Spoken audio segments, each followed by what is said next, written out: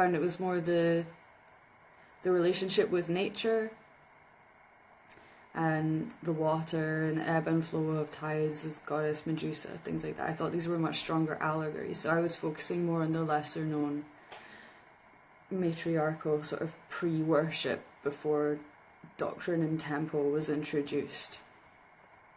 There were less boundaries, there was less social rules, there was a period of overturn, I think, in ancient Greece that's theorised in certain research paper that I was reading. The allegory of goddess Medusa actually was the most powerful allegory that I found beginning from my third year. She was a very strong allegory because I feel that her story is highly compatible with the character type of autistic women. She was a very misunderstood character, and it's worth noting that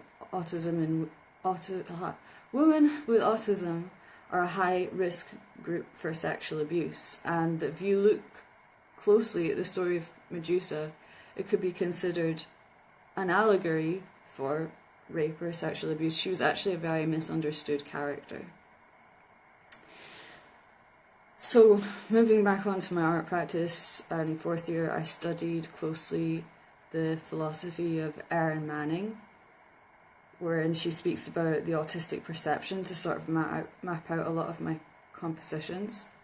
And I feel that I've demonstrated an alternative perspective of normality through my works, which is really what I was trying to do. So a lot of artists that have influenced my practice include Rebecca Horn, because her works were very therapeutic, and it was kind of extending her sensory perception and giving herself additional abilities with her pieces, but at the same time encumbering her in a certain way. And I thought that was very comparable to how women and girls with autism maybe possess certain superpowers and sensory abilities, but at the same time these come with additional difficulties. Louise Bourgeois was very influential feminist artist to me, especially her Maman sculpture, like the big spider branching out.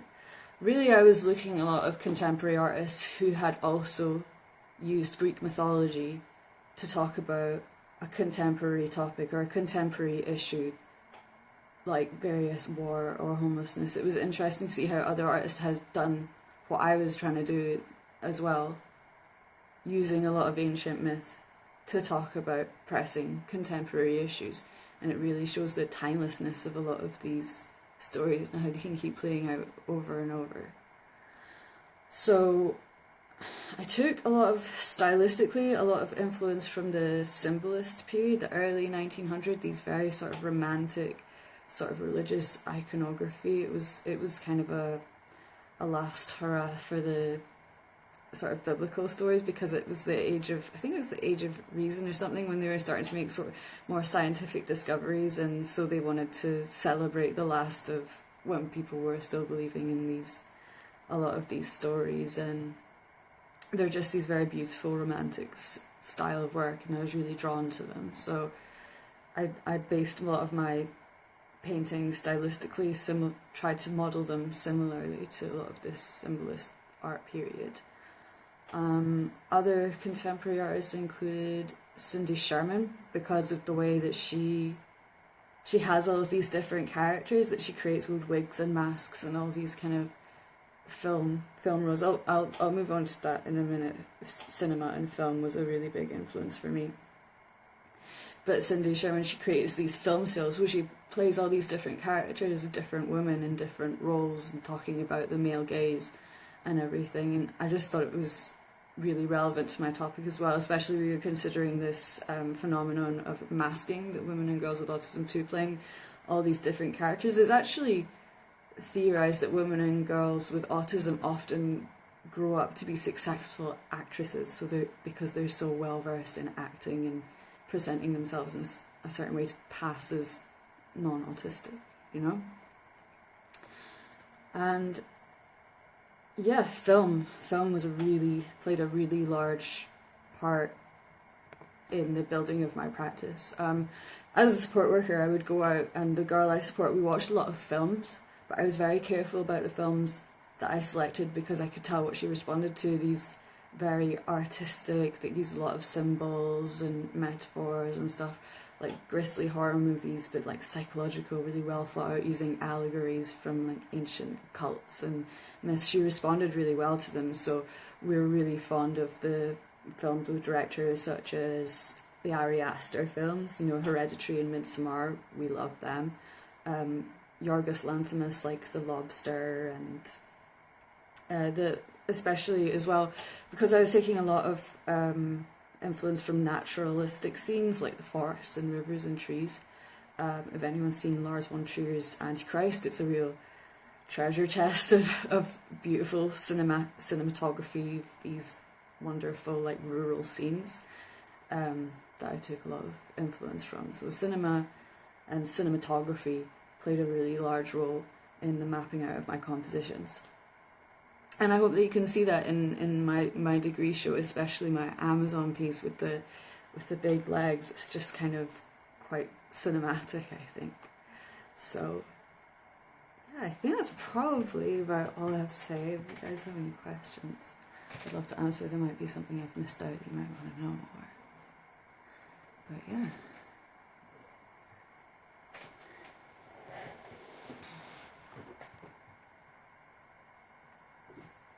Still got some of my stuff on the wall here. My old photographs and yeah.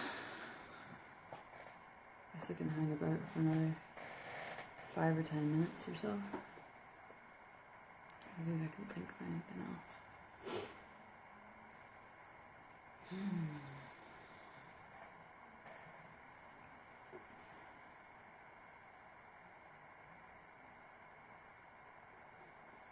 I found a lot of ancient Cycladic symbols, like ancient Cycladic icons when I was in Greece that I visited. It's a shame I didn't actually work them up to the final degree show.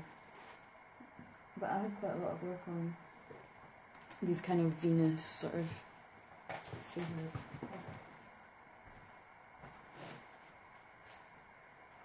Oh, I've got a board right there against it.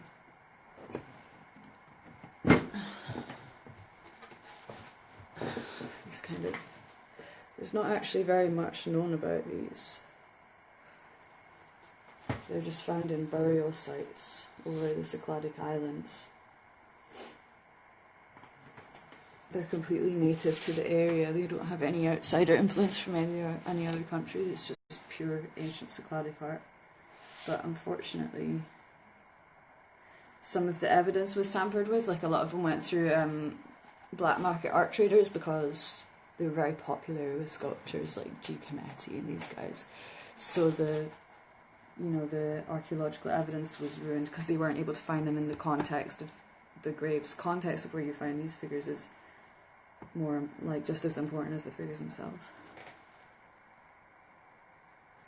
Yeah, thanks, Monica. Yeah, I actually read this really interesting paper by Catherine Olivetti where she goes into depth about the Medusa story and why the society of that time possibly changed the story, because of course they are just stories, so there are reasons for why they choose the stories to go in certain ways, and it's theorized actually that, let's see if I can remember all of it. Obviously, so Medusa,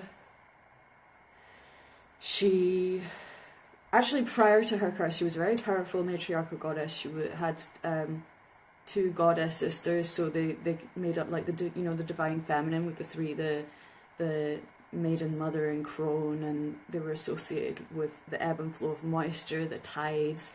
She was a very sexual, beautiful matriarchal goddess back in the time when it was prior to temples. It was prior to when doctrine and temple, there was no boundaries. Everybody worshipped the earth and the moon and the sun and everything around them. There was no boundary between the sacred and profane.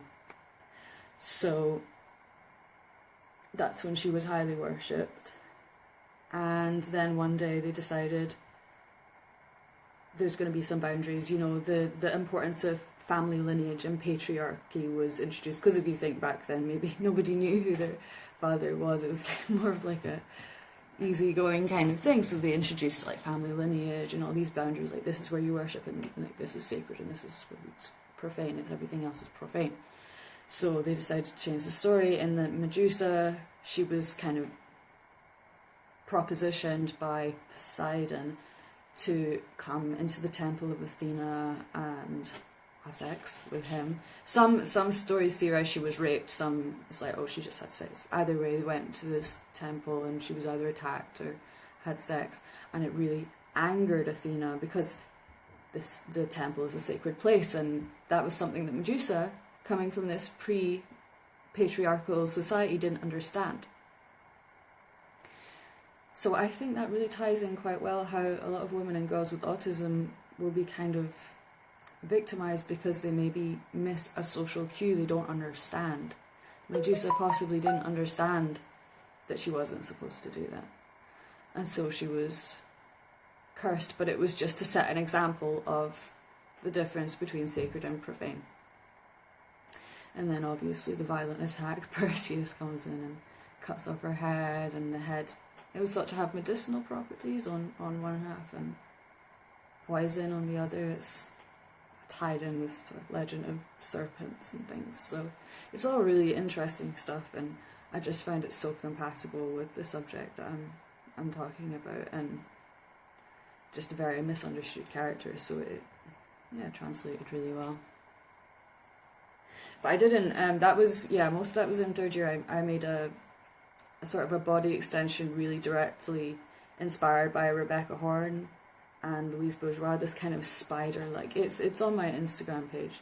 But when it came into fourth year, I was trying to paint, you know, with it, and I was painting this figure with the headband that I'd made and stuff, and my tutors didn't think it's effective, and they said, you know, she's almost in the branches and in the trees, you maybe don't need this direct kind of, like, oh, she's right there, kind of right in the middle.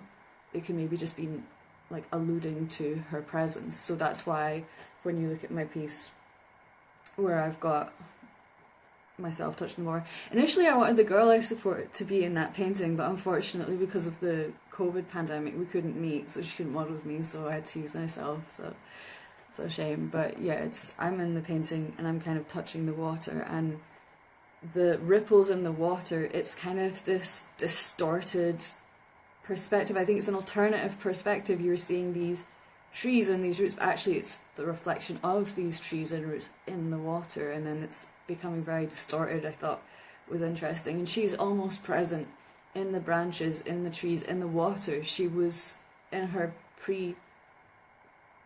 like in her matriarchal heyday when she was a powerful goddess. She was closely associated with the water, ebb and flow of tides, infusion of moisture, the moon, and the female cycle. It's very feminine, sexual powers. So that's how I've made this painting alluding to her presence. That's why it's called Medusa.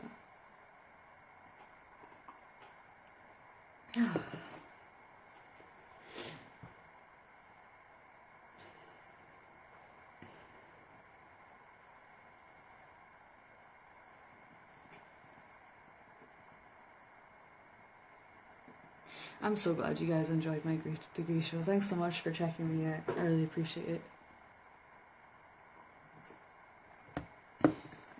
Does anyone have any more questions or anything?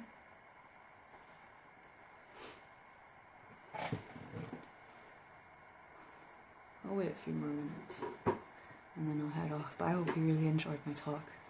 Thank you so much for tuning in. I really appreciate it.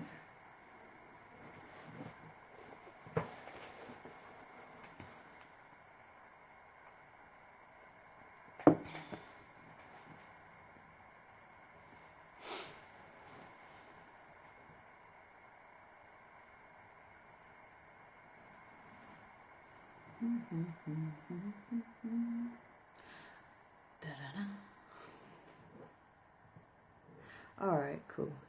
I think we're all done for now, but if you guys have any more questions about my work, I mean, it goes without saying, just drop me a message. I'd be really happy to talk about it. Thanks so much, guys. It's been a lot of fun. Alright. Have a nice evening. Bye bye.